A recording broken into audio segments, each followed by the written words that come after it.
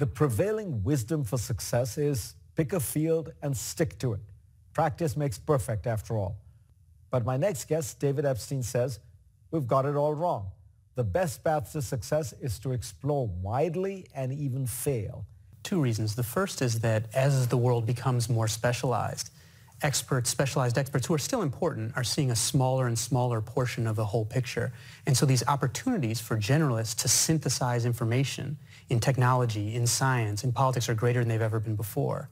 And secondly, when we specialize too early, we miss out on our best, what economists call match quality, the degree of fit between your interests, your abilities, and the work that you do. You can't do it theoretically.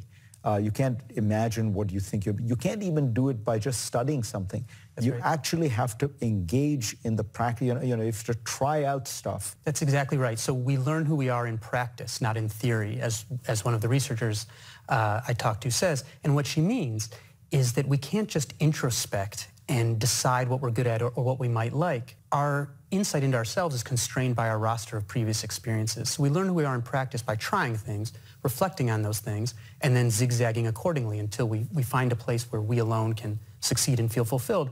And through that zigzagging, people tend to become broader and more like generalists. So, and the absolute quickest way to get improvement, whether this is a cognitive skill or a physical skill, like in the sports world, is to teach what's called closed skills or using procedures, where you teach people specialized techniques for whatever they're doing, whether they're playing soccer or they're solving a math problem.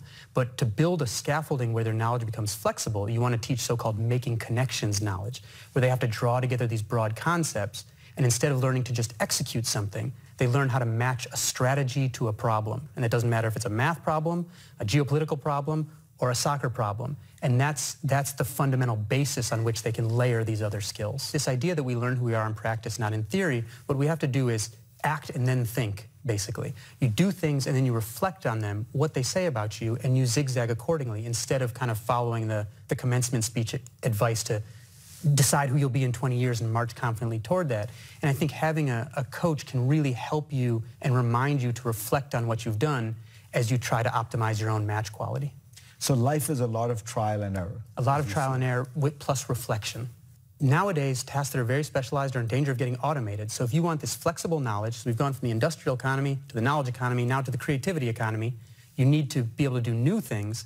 And that's a slower form of learning where you have to learn across disciplines and build these conceptual models. If my son wants to specialize, that's fine. But all these tales of prodigies like Tiger Woods and Mozart, their parents were responding to their displays of interest and prowess, not the reverse like it's often told. So I'll try to expose him broadly and be that coach who helps him reflect on what he did so that he can march toward his optimal match quality.